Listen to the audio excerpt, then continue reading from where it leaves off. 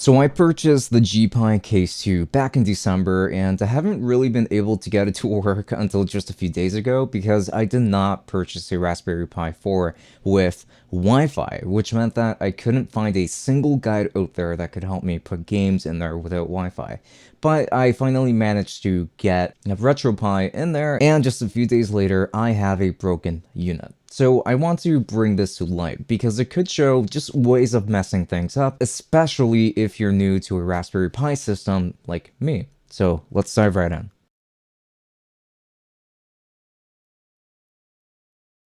For more content, do make sure to subscribe to this channel because we upload fairly often and focus on all sorts of tech products. So do make sure to leave us a like and comment any of your thoughts down below while you're at it. It really helps us with the algorithm. And if you want to support us further, then we've actually got a Patreon open which offers early access to content and special insight to projects that I'm always working on in case that is something that interests you. So links to everything down below. So I've been working on my review for the RetroFlag GPi Case 2 for a while now. And when I first got this unit, I was impressed with what I got. I ordered the version without the dock by accident, like a fool, so I didn't get one in the box. But here we actually have a very nicely built case with a 5.5-inch screen that looks great. We've also got great buttons to boot as well. And the triggers on the back are not really good, however, but you may not even need them for most games that I would want to play. I know that was just my analysis on the exterior design here, and what I liked about it, but I couldn't really test it for long to say much about the performance, even though I do still have some things to say about it, which are mostly positive. So with this unit, you have to purchase a separate Raspberry Pi unit, and in my case, I got the Raspberry Pi 4 without Wi-Fi for just about $60, I think, on Amazon, and a 32GB micro SD card for about $8 on Amazon, with the case costing $87 by itself. This was not really a cheap machine to complete, and don't let anyone tell you otherwise, because you will probably end up spending probably around $130 for the system on average, which in my opinion isn't really worth it, especially considering how much work you have to put into it, and that it's not that much more powerful, if at all, than most of the other retro handhelds that I've been testing on this channel, at least from the little that I experienced. Anyway, I put the Raspberry Pi inside and it snapped on as it should, and I then put the micro SD card after finally managing to install the RetroPie and some games in there.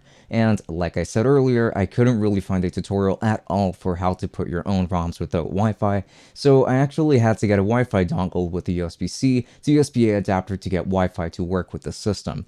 Also, my 2G network was down for a few days, which meant that I couldn't really use the Wi-Fi regardless, as the Pi only supports 2G, not 5G, so I was very much out of luck for a bit.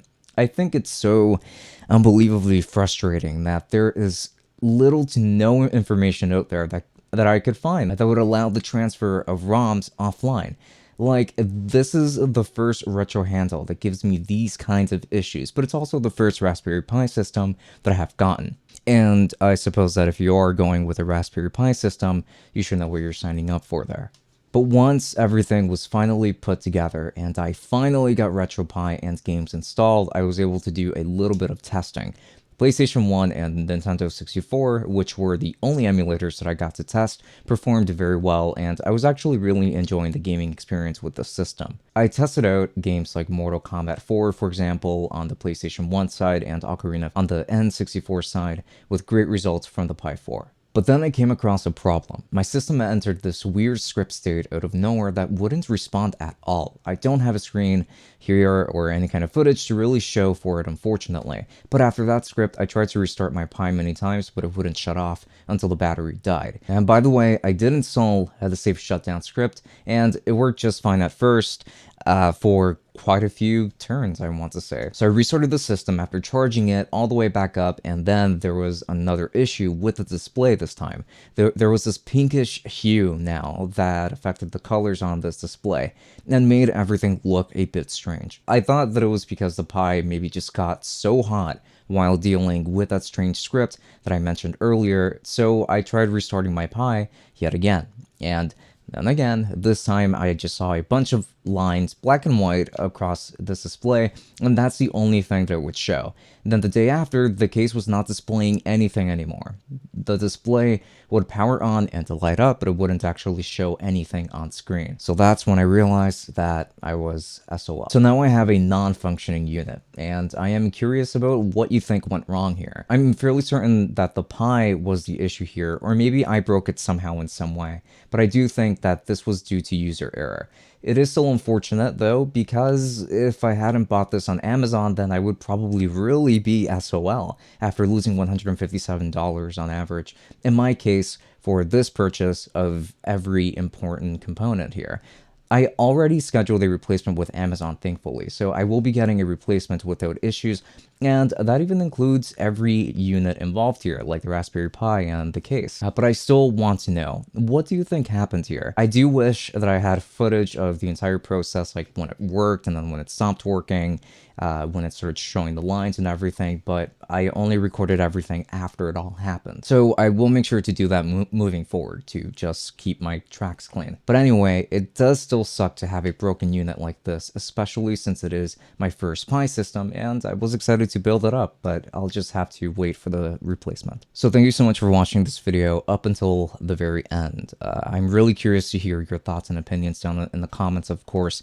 I still have plenty of retro system to test out, including the RG552, which I did get a replacement for after posting my video.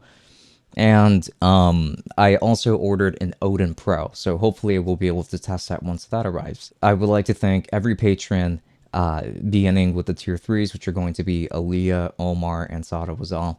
Thank you so much for all of your support, because it really does go a very long way. And now onto the rest of the patrons, the tier 2s, which you're going to see on screen right now. Thank you so much for everything, guys. You all make all of this possible, or you help make this possible. So with that said, this has been Francisco from Tech Summit. Thank you for watching, and I will be seeing you all later. Enjoy.